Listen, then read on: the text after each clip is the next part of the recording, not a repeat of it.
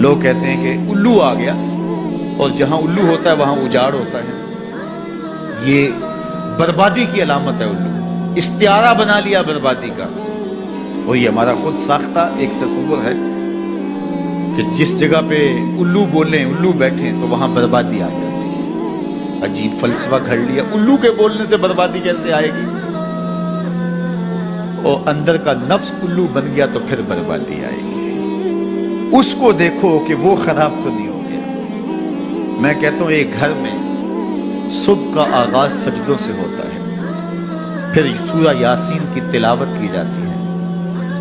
سارا دن گھر کے اندر محبت، چاشنی اور پیار سے افراد خانہ کا وقت گزرتا ہے.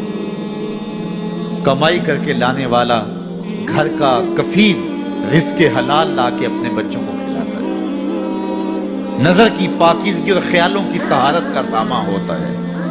شام کو سورہ واقعہ پڑھی جاتی ہے، سونے سے قبل سورہ ملک کی تلاوت ہوتی ہے. دہلیز پہ آنے والے سائل کو جھڑکا نہیں جاتا، مہمان کی عزت کی جاتی ہے، تکریم دی جاتی ہے. گھر کو صاف ستھرا رکھا جاتا ہے. قرآن کی تلاوت کی مہک پھیلی ہوتی ہے گھر میں. گھر کے اندر درخت پر 100 الو بھی بیٹھ جائیں اس گھر میں بربادی نہیں آئے گی. اور ایک گھر میں اللہ کے حکموں کو توڑا جاتا ہے.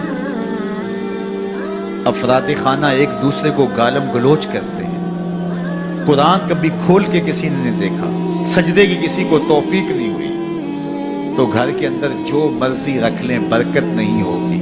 میاں یہ تو تمہارے اعمال کا نتیجہ تھا، لیکن تم نے لگا دیا الو کے کھاتے کہ الو بیٹھ گیا، یہ سب کچھ بربادی ہوئی. تم نے وعدے توڑے، تم نے لوگوں کو 2 نمبر مال دیا، اس لیے تمہاری فیکٹری برباد ہوئی، اس لیے تمہاری دکان نہیں چل رہی.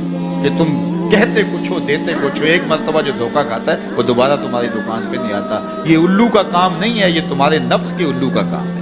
لیکن تم نے الو پہ مڑ کے کسی منحوسہ، یہ فلاں منحوسہ ہماری دکان پہ آئی صبح، آج سارا دن گاہک ہی نہیں آیا. کیا فلسفہ تم نے تراشا؟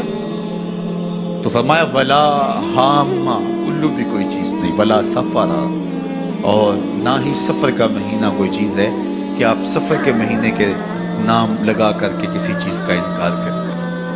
یہ اللہ کی طرف سے ہے جو تمہیں نصیب ہوتا ہے. وَإِن يَمْسَسْكَ اللَّهُ بِضُرٍّ فَلَا كَاشِفَ لَهُ إِلَّا هُوَ. اللہ تعالیٰ تمہیں کوئی نقصان پہنچانا چاہے تو کوئی اس نقصان کو دور نہیں کر سکتا سوائے اللہ. اور اگر اللہ تمہیں کوئی بھلائی دینا چاہے، تمہیں بہتری عطا کرنا چاہے، فَلَا رَادَّ لِفَضْلِهِ، اللہ کے فضل کو کوئی واپس بھی نہیں کر سکتا، لٹا بھی نہیں سکتا. اللہ کے فضل کو کوئی ٹال بھی نہیں سکتا. سارا زمانہ لگ جائے کسی شخص کو نقصان پہنچانے کے لیے، لیکن اللہ کی نصرت اسے نصیب ہو، کوئی بال بھی بیکا نہیں کر سکتا. سارا زمانہ کسی کو فائدہ دینے میں لگا رہے، لیکن اللہ نہ چاہے تو ایک ذرے کا فائدہ بھی نہیں پہنچا سکتے. ایسا ہوتا ہے نا کہ مریض بہت دولت مند ہے اور اعلیٰ سے اعلیٰ علاج گاہ میں اس کو پہنچا دیا گیا، ہر وقت 5-6 ڈاکٹر اوپر کھڑے ہیں، ایک ایک سانس کو کنٹرول کرنے کی کوشش کرتے ہیں. کئی مشینوں کے اندر ایک ایک چیز کا ہر وقت ٹیسٹ ہو رہا ہے، لیکن موت آئی تو سارے ڈاکٹر ایک سانس کی بھیک بھی نہیں دے سکتے. اور دوسرا بیمار پڑا ہے، ہاسپٹل والوں نے بھی جواب دے دیا، اس غریب کو کسی پرواہ نہیں کی ہے، اس کو باہر جھاڑے میں پھینک دیا. میرا مالک شفا دینا چاہے تو اسے عطا کر دے. شفا اللہ کے پاس ہے، موت اللہ کے پاس ہے، زندگی اللہ کے پاس ہے، خیر اللہ کے پاس ہے. وہ جس کو جو چاہے عطا کرے. اپنے عقیدوں کو مضبوط کرو، اللہ پر توکل کرو، اللہ پر بھروسہ کرو. وہ چاہے تو ہوتا ہے، وہ نہ چاہے تو کچھ نہیں ہوتا. اس کے چاہنے سے ہے اور اس کے نہ چاہنے سے نہیں ہے. اس لیے اس کے چاہنے سے خیر ملتی ہے، اس کو خیر چاہے تو خیر ملتی ہے. اور اگر وہ کسی کی خیر نہ چاہے تو سارا زمانہ بھی لگ جائے تو خیر نہیں.